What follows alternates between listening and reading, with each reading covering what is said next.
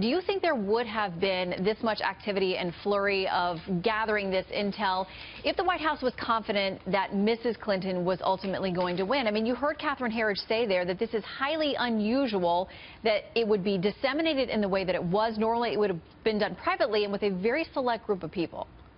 Well, a couple points here. First, the reason that not just Obama White House officials, but career, nonpartisan intelligence officials felt it was important to put this information out publicly, some of the information out, was because what the Russians had done in our election was so unprecedented, and that the American people have a right to know what the investigation looks like and what evidence we have.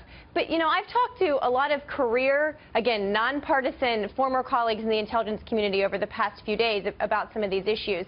They felt that it was important, given how severe this interference in our election was by a hostile foreign power, to investigate it, to put the evidence together.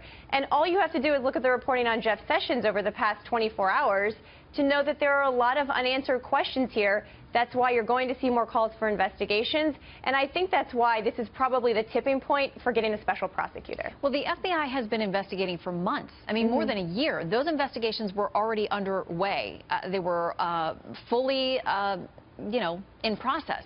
So why did the White House feel it's so necessary to make sure this information was pushed out more publicly and to a broader audience and to more people? Was there not confidence that the FBI had this under control? Well, I think we need to put this into the broader context, that the White House and the career officials in charge of our nation's security did feel like it was important, once we had a unified intelligence assessment, to tell the American people that the Russian government had purposefully undertaken steps to influence our election. That's a really big deal, and that's something that I think most voters in this country should believe they should know. So obviously, the sensitive sources and methods of how we know this are not disseminated that widely. They're not disseminated to most people in the intelligence community, quite frankly. But the assessment is so vital to a key part of our democracy in this country that it's not surprising that a lot of people who are in charge of our security felt that it was important to document this and to investigate this.